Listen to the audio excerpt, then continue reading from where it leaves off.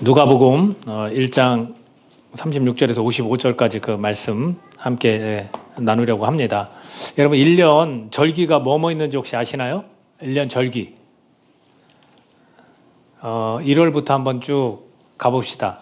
뭐가 있어요? 중간 봄에 부활절 있죠. 그죠? 부활절 있습니다. 그리고 또 후반에 가을에 가면 또 뭐가 있습니까? 추수 감사절 있죠. 그리고 겨울에 대해서는 지금 오늘 우리가 예수님 탄생하심을 축하하고 기뻐하는 성탄절이 있죠. 그렇게 절기가 쭉 1년에 있는데 또 다른 절기들도 물론 있습니다. 근데 출발이 어디라고 생각하십니까? 성탄이죠. 왜냐하면 예수님이 태어나셨기 때문에 그때 이제 출발을 하는 겁니다. 그 출발을 할 때는 기쁘고 좋았고 그랬습니다. 예수님의 삶에서 점점 자라면서 30세가 돼서 이제 공생애를 시작해서 어디로 갑니까? 십자가의 길로 가십니다. 그래서 죽음을 맞이하시죠. 많은 사람들이 슬퍼하고 힘들어합니다. 특히나 곁에 있던 제자들도 너무나 힘들어하죠. 그 제자들이 힘들어할 때 주님은 다시 말씀하신 대로 약속하신 대로 죽었지만 다시 부활하셔서 제자들에게 나타나시죠. 제자들은 처음에 믿겨지지 않았습니다. 믿지 못했습니다. 그러나 시간이 흐를수록 성령님께서 임하시고 시간이 흐를수록 그들에게 믿음이 생겼고 또 그들이 그 믿음 가운데 소망과 힘을 얻어서 복음을 전하기 시작을 합니다. 그렇게 해서 계속해서 복음이 퍼졌죠. 많은 사람들에게 알려졌죠. 그리고 그 예수님을 안 사람들은 탄생과 죽음과 부활을 안 사람들은 나중에 삶에서 감사하게 되는 거예요. 그 감사가 우리의 이 땅에서의 삶에서 이루어지는 모든 일에 감사를 하기 시작합니다. 특별히 수확을 하는 계절에 감사를 하기 시작해요. 모든 것이 다 하나님의 은혜다.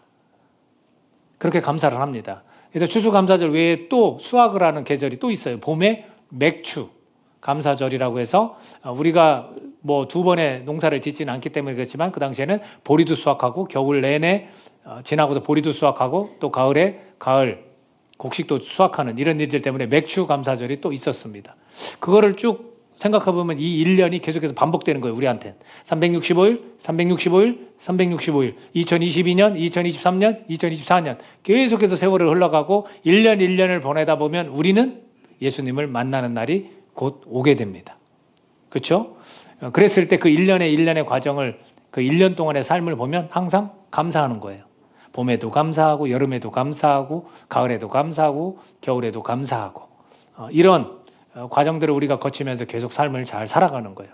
그런데 그런 삶을 살아갈 때 그 삶 안에 예수님이 없다면 똑같은 삶을 사는데 예수님이 있고 예수님이 없는 삶을 얼마나 다를까? 아마 너무나 많이 다를 거예요. 그래서 그것을 좀 우리가 기억하면 좋을 것 같습니다. 이 사실을 이 복음을 아는 자들은 경건한 삶을 살고자 하는 사람이 분명히 있습니다. 그런데 누군가는 불신앙의 삶을 사는 사람이 있어요. 신앙은 나에게 필요치 않아 라고 그걸 거부하고 살아가는 사람들도 있습니다. 또 어떤 사람들은 믿었다가 배교하는, 등을 지는, 주님을 떠나는 이런 삶을 살아가는 사람들도 있습니다. 또 다른 어떤 사람들은 죄악된 삶 속에서 계속 살아가는 사람들이 있다라는 거예요.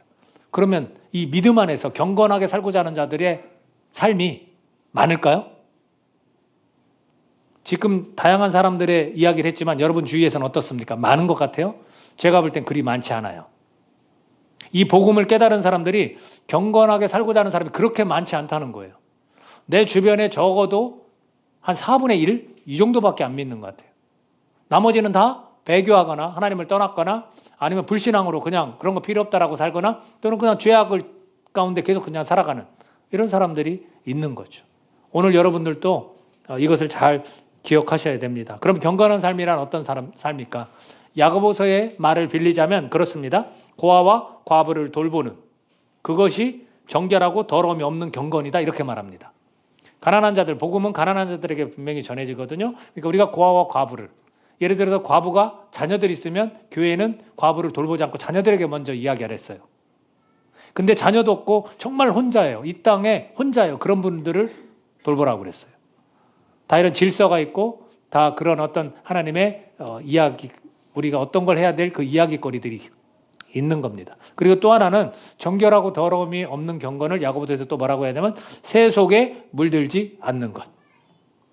세상 속에서 포함돼 살지만 결코 거기에 속하지 않는, 세상에 물들지 않는, 이것이 진정한 경건이라는 거예요. 저와 여러분이 오늘 이 예수님의 탄생을 다시 한번 기억하면서 우리가 이렇게 경건한 삶을 살고자 하는 그 부류에 속하는 저와 여러분이 되기를 바랍니다. 그걸 다시 한번 우리가 기억하면서 나아가기를 원합니다. 자, 성탄을 우리가 준비하게 되었던 그런 신앙인, 그 중에서 누구냐면 오늘 본문에 나온 마리아.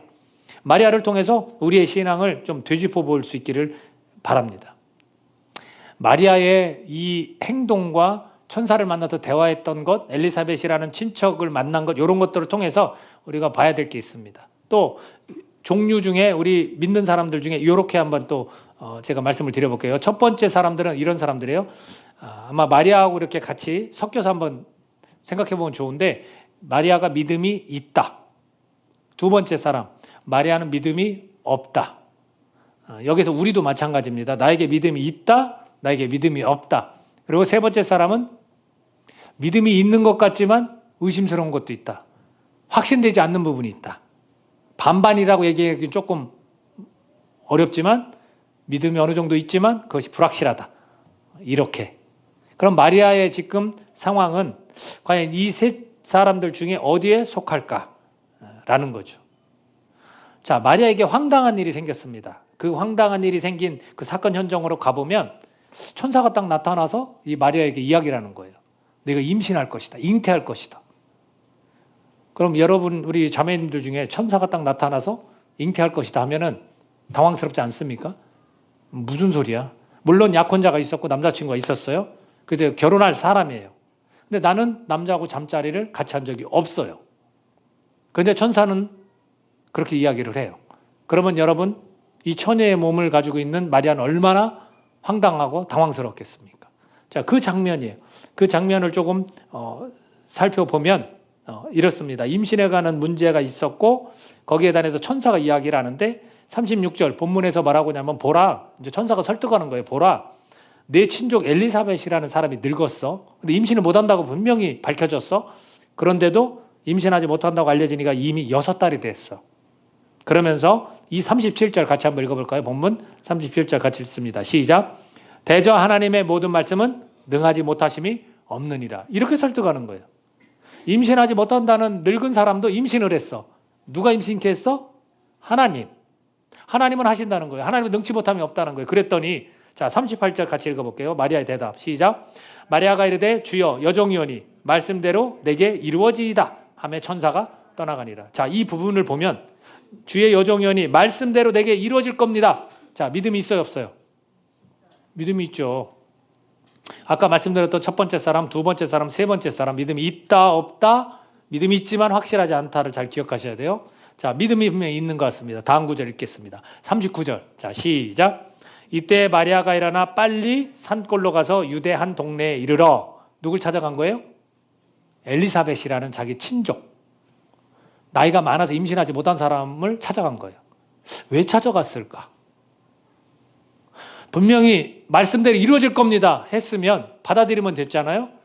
근데 그 설득한 그 말을 확인하러 가는 것 같은 느낌? 그렇죠? 그리고 오늘 말씀에는 일어나 빨리 가는 거예요. 서두르는 거예요. 왜 그럴까?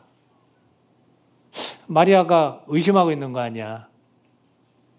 어떻게 생각하세요? 자, 산골, 이렇게 추측해 봅시다. 산골까지 가는데, 지금 이 마리아가 있는 곳에서, 나사렛이라는 곳에서 산골까지 가는데 동네가 달라요. 이때를 거리를 150km로 추정합니다. 150km. 이 시대는 우리처럼 KTX가 있는 것도 아니고 자가용이 있는 것도 아니에요. 굉장히 느릿느릿하게 갈 수밖에 없는데, 빨리라는 것은 그 마음의 어떤 급함, 조급함이 있었다는 것이고, 150km면 적어도 며칠은 걸렸을 것 같아요. 이 거리까지 그렇게 가야 했던 이유, 왜 그랬을까? 자, 그런 의문점을 가지고 계속해서 뒤를 보면 엘리사벳에게 도착을 합니다. 문안을 하죠. 엘리사벳이 성령의 충만함을 받아요. 엘리사벳은 지금 임신 6개월이고 사람들한테 알리지 않았어요. 그 나이에 나이가 많은 나이에 아이를 임신했기 때문에 이걸 좀 가려야겠다, 알리지 말아야겠다라는 생각을 갖고 있었는지 5개월 정도까지는 그러지 않았는데 지금 6개월째 마리아가 찾아와서 방문을 했습니다. 그랬더니 뭐라고 하냐면 큰 소리로 불러 이르되 여자 중에 내게 복이 있으며 내 태중에 아이도 복이 있도다. 성령이 충만해서 말하는 거예요. 성령이 어떤 그 충만에 사로잡혀서 자기도 모르게 입술로 그것을 말하는 겁니다. 그랬더니 내 주의 어머니가 내게 나오나니 이 어찌 된 일인가? 뭐라고 얘기했냐면 상대방은 나이가 어려요. 마리아는 처녀예요. 자기는 나이가 많고 임신을 했어요. 근데 내 주의 어머니가 나한테 나온다. 나를 찾아왔구나. 내 주의. 주라는 거는 메시아라는 거예요. 구세주라는 거예요. 구세주의 엄마가 나한테 찾아왔습니다. 이렇게 고백하는 겁니다. 자, 그러면서 44절에 가니까 보라 내 문안하는 소리가 내 귀에 들릴 때에 아이가 내 복중에도 기쁨으로 뛰놀았도다. 내 뱃속에 있는 아이, 이 아이는 누구냐면 침례 요한이고 예수님보다 6개월 먼저 태어났고 그 아이도 정말로 임신할 수 없는 중에 태어난 겁니다. 하나님의 어떤 계획이 있는 거죠. 근데 그 아이가 뱃속에서 막 기뻐서 뛴다는 거예요. 막 요동치는 거 있잖아요. 그렇게 말을 합니다. 자, 그러면서 45절에 같이 한번 읽어볼까요? 마리아의 대답입니다. 아니다, 저기 엘리사벳의 대답입니다. 읽어보겠습니다. 자, 시작. 주께서 하신 말씀이 반드시 이루어지다라고 믿은 그 여자에게 복이 있도다. 자, 뭐라고 이야기하냐면 주께서 하신 말씀이 뭐였어요? 내 태에서 아이가 태어날 거다. 이 말씀이에요. 이 말씀, 천사가 해준 그 말씀이 반드시 이루어집니다라고 믿는 그 여자는 복이 있는 여자다. 이제 이렇게 이야기를 하는 겁니다. 자, 이 이야기를 들어봐도 지금 마리아가 믿어서 복이 있다는 거예요? 믿게 되면 복이 있다는 거예요? 에? 믿게 되면인 것 같죠? 아니면 마리아 믿고 있구나 라는 것 같아요? 잘 모릅니다. 그죠? 자, 여기에서 우리가 봐야 될 건 뭐냐면 천사가 분명히 능치 못하심이 없다라는 것을 엘리사벳을 예로 들여서 했더니 마리아가 그것을 이 여종에게 분명히 말씀대로 내게 이루어질 겁니다. 자, 이 당시에는 분명히 믿음이 있어요. 우리도 말씀을 들을 때 아멘, 그 당시에 믿습니다. 그렇게 될 줄로 믿습니다. 맞습니다. 우리 이렇게 인정하죠. 그렇지만 뒤돌아가면 우리가 어떤 생각을 해요? 근데 이게 진짜 될까? 내 삶에서는 이 현장에서는 현실에서 아무것도 이루어지지 않는데 이게 될까? 내가 남자를 잠자리를 하지 않았는데 임신이 된다고? 이게 과학적으로 이게 될까? 우리 한 번쯤 생각하지 않나요? 이 대목이 굉장히 중요한 거예요. 우리도 믿음 생활을 할 때 하나님 말씀은 듣지만 아멘하고 화답은 하지만 그렇게 될 겁니다. 그 순간에는 딱 감정적으로나 막 너무 좋아서 두 주먹을 막 불끈 쥐고 그렇습니다. 반드시 그렇게 하실 겁니다. 했지만 집에 돌아가거나 가는 중에나 자꾸 우리는 생각한다는 거죠. 이거는 부인할 수 없는 것 같아요. 어쩌면 마리아도 그런 상황이었던 것 같아요. 빨리 150km나 되는 먼 거리를 가서 확인하고 싶은 거예요. 내 믿음이 어느 정도 있지만 이걸 확고히 하고 싶은 거예요. 여러분 그러지 않아요? 근데 그 생각해 보세요. 150km라는 거리를 가면서 얼마나 많은 생각을 했을까? 의심했다가 아니야, 나 이러면 안 돼. 이거 사탄이 주는 생각이야. 그래, 하나님 말씀하셨으니까 엘리사벳도 임신했다 하니까 나도 성령으로 잉태하는 게 맞겠지. 얼마나 많은 고민을 하면서 갔겠습니까? 그랬을 때 가서 확인을 딱 하고 성령 충만한 사람의 소리를 듣고 그래, 내가 고백한 게 맞았구나. 내가 더 확실히 이걸 믿어야지 라고 결정을 하는 거예요. 여러분, 믿음은 결정이란 말씀을 드렸잖아요. 믿음은 결단하는 거예요. 하나님 말씀이 던져졌으면 그래, 저 말씀 붙들고 난 가는 거야. 그래, 나에게 주신 말씀이야 라고 결정하는 겁니다. 그리고 나서 마리아가 뭐라고 이야기하는지 마리아의 찬가를 한번 들어봅시다. 46절, 47절 한번 읽어볼까요? 자, 시작. 마리아가 이르되 내 영혼이 주를 찬양하며 내 마음이 하나님 내 구주를 기뻐하였음은 입니다. 자, 48절 큰 목소리를 읽습니다. 시작. 그의 여종의 비천함을 돌보셨습니다. 보라, 이제 후로는 만세의 날을 복이 있다 일컬으리로다. 아멘. 지금 엘리사벳이 여인이 믿는 자에게 그 여자는 복이 있을 거다라고 했더니 그거를 지금 받아들인 거예요.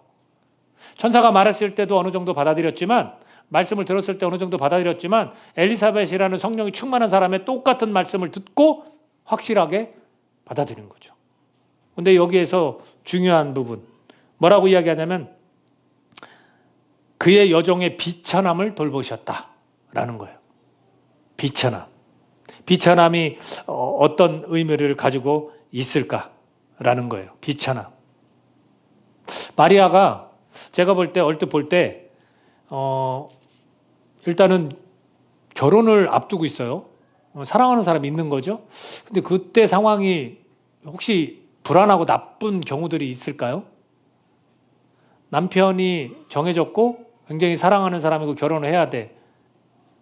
근데 불안한 사람이 아마 없을 거예요. 대부분은 너무나 좋고 기뻐하고 행복한 거죠. 근데 지금 그런 상황 속에서도 마리아가 비천하다? 그럼 비천하면 가난했던 건가? 엄청 가난한 사람들이었을까? 그것도 한번 내다볼 수 있잖아요. 그래서 성경을 보면 번역이 우리 한글로는 비천함이다 이렇게 되어 있지만 영어 성경 두 군데에서 보면 하나는 정말로 가난하다, 재산이 적다 이렇게 표현도 되어 있습니다. 그러니까 재산이 정말로 없는 거예요. 정말로 먹고 살기도 힘든 거예요. 그런 마리아예요. 그런 사람이 결혼을 앞두고 있어요. 그러면서 하나님과의 이런 천사와의 만남과 엘리사벳과의 만남 속에서 이런 고백을 하면서 자기의 비천함을 주님은 돌보셨다라는 거죠. 근데 왜 비천함을 돌보셨다고 했을까? 믿어지지 않는 잉테르라는 아이를 임신하는 것 때문에? 그건 사실은 황당한 일이지 이걸 되게 기뻐서 나를 돌보셨다 이렇게는 말 안 하거든요. 그럼 뭐 때문에 그러냐면 복을 받았다라는 것 때문에 그래요. 복이 있다라는 것 때문에. 즉 메시아를 내 여인의 몸으로 그를 품고 있다라는 거. 그는 구세주고 그는 메시아다. 많은 사람을 구원할 자이다. 라는 것. 그걸 믿는 믿음 때문에 내가 복이 있구나라는 거예요. 여러분이 믿음 생활하면서 내가 이 예수님을 믿는 것 때문에 복음을 받아들이는 것 때문에 복이 있다라고 나를 돌보셨다라고 여러분 고백한 적이 있습니까? 우리는 뭔가를 채워줘야 그렇죠? 뭔가가 해결돼야 우리가 기뻐하고 나를 돌보셨다 하고 복이 있다라고 얘기하지 내가 믿었더니 내가 이 믿음 때문에 복이 있다. 내가 이 믿음 때문에 나를 돌보셨다라고 이야기하지 않습니다. 그러면 가난하다라고 하면 나를 돌보셨다면 부자로 만들어줬어야 되는 거 아니에요? 근데 그런 개념이 아닌 거예요. 지금. 또 다른 성경에서는 뭐라고 표현했냐면 험불이라고 해요. 험불. 그럼 뭐예요? 겸손하다. 또는 소박하다. 검소하다. 소박한 여인을 돌보셨습니다. 겸손한 여인을 돌보셨습니다. 그래서 저는 이것을 이중적인 의미를 다 갖고 있습니다. 두 가지 의미가 다 있습니다. 그러나 이것을 좀 달리 저는 받아들이고 싶어요. 우선은 가난하다는 것도 맞아요. 왜냐하면 7장 22절에 가면 이렇게 얘기해요. 침례 요한이 제자들을 보내서 당신이 맞습니까? 당신이 오실 그 메시아가 맞습니까? 다시 한번 확인하는 시간이 있거든요. 그때 7장 22절에서 가난한 자에게 복음이 전파된다 하라 이렇게 말씀합니다. 그러니까 가난한 마리아에게 복음이 전해진 거죠. 예수 그리스도에 관한 소식이 전해진 거죠. 기쁜 소식이 전해진 거죠. 그래서 가난한 게 맞습니다. 또 하나는 험불이라고 얘기했듯이 저는 겸손이라고 표현을 합니다. 마리아가 이걸 깨닫고 말씀 앞에 엎드러진 거죠. 겸손해진 거예요. 그래서 낮고 천한 이 땅에 오신 누굽니까? 예수님, 하나님의 아들이에요. 그분 겸손한 거예요. 근데 그분 앞에 겸손으로 주님을 찬양한 거죠. 주님을 찬양했던 겁니다. 그래서 저는 말씀이 이루어지는 것을 믿은 그 여자에게 복이 있다라고 했을 때 그 마리아는 바로 이 믿음 때문에 자기의 복이 이루어졌구나라고 나를 비천함이라고 여기는 겸손한 태도로 하나님 앞에 나아가는 겁니다. 내가 겸손했을 때 주님이 나를 돌보셨구나라고 말할 수 있다라는 겁니다. 그 근거가 또 어디에 있냐면 사도 바울도 그러죠. 디모데전서 1장 15절에서 죄인 중에 내가 괴순이라 이렇게 표현합니다. 죄인 중에서도 가장 우두머리라는 거예요. 근데 그 사람을 보면 그런 사람이 아니에요. 사도 바울은 굉장히 많이 배웠고 또 학문적으로나 율법적으로나 굉장히 지식이 있는 사람이에요. 근데 그런 사람이 죄인 중에 괴수다, 죄인 중에 가장 우두머리다 이렇게 말할 수 있는 거는 겸손함을 나타내는 거예요. 나는 아무것도 아니라는 거예요. 주님 앞에서 나는 아무것도 아닙니다. 이뿐이 아니에요. 그 빌립보서 3장 8절에서 또 이렇게 얘기하냐 모든 것을 잃어버리고 배선물로 내가 여긴다라는 거예요. 자기가 배웠던 모든 것, 지니고 있던 모든 것들 다 내가 배설물로 여긴다는 거예요. 이것처럼 사도 바울도 항상 이야기했던 것이 뭐냐면 겸손인 거예요. 겸손. 그래서 주님 앞에 자세가 어떤 자세냐면 나는 비천합니다. 주님 나를 돌봐주세요. 바로 이 자세가 우리에게 필요한 거예요. 여러분 비천하다고 생각해요? 아니요. 우리는 자존심 상해서 얘기 못해요. 나 가난하다 얘기 못하고요. 나 정말로 주님 앞에서 나 겸손하게 무릎 꿇고 나아갑니다. 이런 거 잘 못해요. 왜? 우리는 우리 스스로가 좀 잘났다고 생각하고요. 우리 스스로가 자존심이 있기 때문에 누구한테 엎드리고 누구한테 이거를 막 애원하고 이런 걸 잘 못해요. 그래서 우리나라는 사과도 잘 못하잖아요. 저도 마찬가지인 것 같아요. 어떤 걸 잘못하면 미안해요. 내가 그거 좀 잘못했어. 우리 이거 쉽게 못하는 거거든요. 이것이 어디까지 가냐면 주님 앞에까지 가는 거예요. 항상. 자존심 상하고 내가 뭘 가난해. 내가 열심히 노력하면 되는데. 우리 이렇게 가는 거죠. 여러분 주님이 돌봐주시는 거는 이 비천함이라고 표현한 이 소박함이라든지 또는 겸손함 때문에 주님이 돌보신다고 저는 믿습니다. 그 여인이 이 믿은 것 때문에 복이 있어서 오늘 뭐라고 표현하냐면 내 영혼이 주를 찬양하며 내 마음이 하나님 내 구주를 기뻐합니다. 이렇게 표현을 합니다. 내 소울과 내 스피릿이 다 주님을 찬양하고 주님을 기뻐합니다. 이제 믿음이 완전히 생긴 거예요. 흔들렸던 약간 믿음이 더 믿음이 확고해진 거죠. 오늘 우리가 우리의 믿음을 한번 그렇게 점검해 왔으면 해요. 내가 어쩌면 자연스러운 걸 수 있어요. 내가 하나님 말씀을 받았지만 그래요 믿습니다 했지만 또다시 그것이 갈등이 되어지고 의심되어지고 이런 상황에 올 수 있습니다. 근데 의심에서 의심으로 머무르지 말고 의심에서 믿음으로 더 나아가야 되는 거죠. 더 확실하게 더 확고히 믿음을 가질 수 있도록 주님 앞에 더 나아가야 되는 거예요. 그래서 그때야 비로소 내 소울과 내 스피릿이 주님을 찬양하고 주님을 기뻐하고 주님을 높입니다. 이 고백이 나와야 돼요. 그러려면 우리가 주님 앞에 항상 나의 비천함 이것을 드러내야 됩니다. 나는 가난합니다. 여러분 마음이 가난할 수도 있잖아요. 나는 가난합니다. 그럴 수 있잖아요. 그거를 주님 앞에 고백을 할 수 있어야 되죠. 나는 비천한 사람이에요. 주님의 은혜가 필요한 사람이에요. 주님 나를 만나주시고 내 안에 믿음을 더 확고히 해주세요. 이렇게 나아갈 때 이런 겸손함일 때 주님께서 우리를 돌보실 줄로 믿습니다. 많은 병자들이 주님을 쫓아갔어요. 나 낫고 싶습니다. 매달렸어요. 얼마나 창피한 일이고 부끄러운 일입니까? 얼마나 자존심 상하는 일입니까? 내가 운동하고 내가 잘 먹고 내가 잘하면 나을 것 같은데 이게 우리 신앙과 뭐가 다릅니까? 우리 신앙에서 내가 부족한 거 있으면 하나님 앞에 나아가야죠. 하나님 당신의 은혜가 필요합니다. 나의 비천함을 돌봐주십시오. 나 가난한 사람이고 나 연약한 사람이고 나 겸손함으로 나아갑니다. 나를 돌봐주십시오. 마리아가 지금 이런 고백을 하고 있다는 거죠.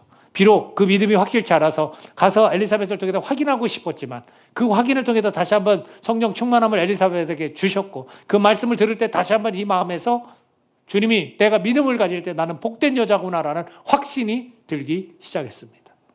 저와 여러분이 이 말씀을 통해서 다시 한번 믿음으로 고백했던 그 마리아처럼 꽉 채워지는 믿음이 있어지기를 간절히 바랍니다. 그러려면 나는 비천합니다, 주님. 나는 주님의 도움이 절실히 필요합니다. 나는 가난한 사람이고요. 나는 연약합니다. 그리고 주님은 왕이시고 높으신 분이기 때문에 주님이 낮고 천한 이 땅에 오신 것처럼 저도 낮아질 수밖에 없는 그 자세로 주님 앞에 나아가기를 간절히 원합니다. 이렇게 우리는 고백할 수 있어야 되는 거죠. 마리아가 이런 믿음을 가질 수 있었던 것, 이 마리아 찬가를 보면 그 뒷부분에서 이런 표현들을 하고 있습니다. 능하신 이가 큰 일을 내게 행하셨으니 그 이름이 거룩하시며 긍휼하심이 두려워하는 자에게 대대로 이르도다. 그의 팔로 힘을 보이사 마음에 생각이 교만한 자들을 흩으셨고 알고 있어요. 겸손하지 않은 자들을 주님께서 기뻐하시지 않는다는 걸 알고 있어요. 52절에 보면 권세 있는 자를 그 위에서 내리치셨으며 비천한 자를 높이셨고 줄이는 자를 좋은 곳으로 배불리셨으며 부자는 빈손으로 보내셨도다. 그 종 이스라엘을 도우사 긍휼히 여기시고 기억하시되 우리 조상에게 말씀하신 것과 같이 아브라함과 그 자손에게 영원히 하시리로다 하니라. 마리아는 말씀을 알고 있었어요, 여러분. 내가 믿음이 더 확고해지려면, 믿음으로 꽉 차려면 여러분 말씀을 알고 계셔야 돼요. 마리아가 그나마 이 말씀을 알고 있었기 때문에 더 확고한 믿음으로의 엘리사벳을 찾아갔을 때 그 선포되어진 말씀을 받아들이고 이렇게 다시금 말씀으로 주님을 높일 수 있었던 겁니다. 근데 우리는 말씀은 온데간데 없고 그저 이 감정적으로나 생각적으로 마음으로만 믿으면 되는 줄 알고 아닌 거죠. 그렇지 않다는 거 저와 여러분이 기억할 수 있기를 바랍니다.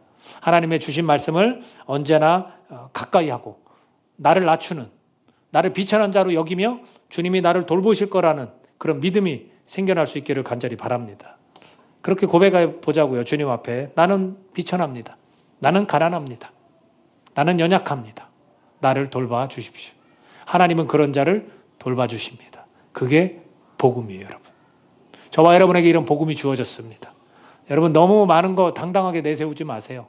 우리가 당당히 내세울 수 있는 건 내가 예수 그리스도를 믿고 있다는 믿음밖에 없습니다. 더 가져봐야 지금 여기서 마리아가 고백했듯이 하나님은 다 흩으시고 교만해봐야 그 사람에게 은혜 안 주십니다. 우리가 좀 가지치기를 하셨으면 좋겠어요. 이 성탄절을 맞이해서 내 믿음 생활 가운데 좀 가지치기 할 것들이 있을 거예요. 그걸 또 좀 잘라내버려요. 그리고 올곧게 주님 앞에 한번 서보십시오. 나 비천하고 나 연약하니까 나 주님 앞에 겸손하게 엎드립니다. 나를 좀 돌봐주십시오. 뭘로 채워주실지 어떻게 합니까? 내가 말씀을 가까이 합니다. 주님 내가 이렇게 주님 앞에 두 손을 모으고 기도합니다. 나를 돌봐주십시오. 이게 복음이에요, 여러분. 이거 놓치지 않았으면 좋겠어요. 놓치지 않았으면 좋겠어요. 이 성탄절날 저와 여러분이 예수 그리스도를 바라보면서 비천한 나를 돌보시는 주님을 믿음으로 여러분 받아들이시기를 예수님의 이름으로 축복합니다. 기도하겠습니다. 분명히 마리아를 돌보셨습니다. 그에게는 불확실한 믿음이 조금은 있었던 것 같습니다.